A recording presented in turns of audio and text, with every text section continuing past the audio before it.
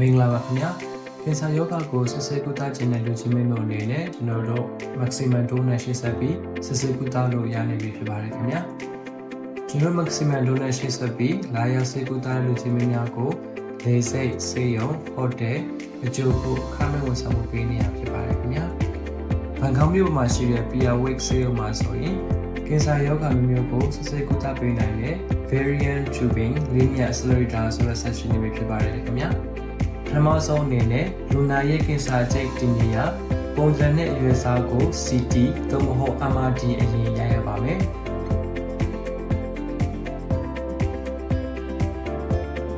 ကင်ဆာယောဂဆိုတာကပုံမှန်မဟုတ်တဲ့ဆဲလေးတွေကနေစတင်ဖြစ်ပေါ်လာပြီးတဖြည်းဖြည်းပြန့်ပွားလာတာဖြစ်ပါတယ်ခင်ဗျာစသချင်းမှာကိုယ်တွင်းအင်္ဂါတစ်ခုတည်းမှာရှိပြီးနောက်ပိုင်းမှာခန္ဓာကိုယ်နှံ့ကိုပြန့်ပွားသွားတာဖြစ်ပါတယ်ခင်ဗျာကင်ဆာကျိတ်လေးတွေကလည်းပုံသဏ္ဍာန်ချင်းတစ်ခုနဲ့တစ်ခုမတူညီကြပါဘူး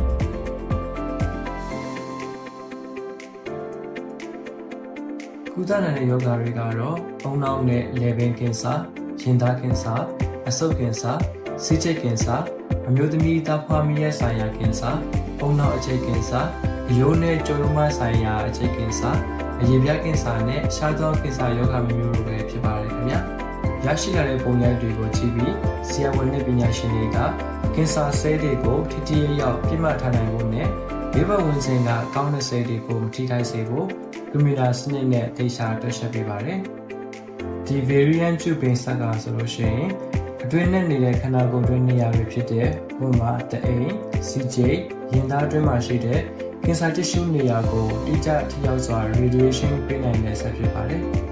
လူနာရဲ့အစအဆုံးကုသမှုစုစုပေါင်းကြာချိန်ဟာ15မိနစ်ကနေမိနစ်10ဝန်းကျင်ခန့်သာကြာမြင့်မှာဖြစ်ပါတယ်လူနာအနေနဲ့ဒဏ်ရာစီအမှန်တကယ်ထွတ်ရချိန်က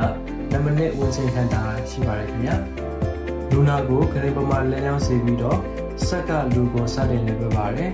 ဘေးလက်တဲ့နှစ်ဖက်က X-ray imaging arms ဖွင့်လာပြီးလူရဲ့ကင်ဆာအခြေတင်နေရာကိုကုသမှုစခင် real time အနေနဲ့သိရှိတဲ့နေရာကိုဖန်ယူပေးပါတယ်ခင်ဗျာ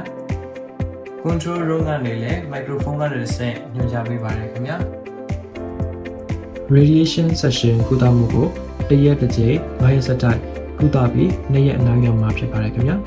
အစိမ့်နေရာတိကျသိရပြီဆိုရင်ဆက်ရက်အလေကောင်း country ကနေစွမ်းအားမြင့် X-ray သို့မဟုတ် electrons တရားကြီးတွေကိုထုတ်လုပ်ပေးပါတယ်ကုသပေးမြန်မာပြည်ကလာပါကထိုင်းစေယုံမှဆရာဝန်များမှတစ်ဆင့်ညွှန်ကြားချက်များကိုရှေ့ဆက်စီစဉ်ပေးခြင်းစစ်ဆေးခြင်းဆင်းများပေးပို့ခြင်းစသဖြင့် pre-treatment နဲ့ post-treatment တွေကိုထိုင်းဆိုင်ဝင်ခြင်းများနဲ့အရှင်တပည့်ညီစီစဉ်ပေးမှာဖြစ်ပါတယ်။ဒါအပြင်မြန်မာကနေစစ်ဆေးကုသခြင်းနဲ့လူချင်းမင်းတို့အနေနဲ့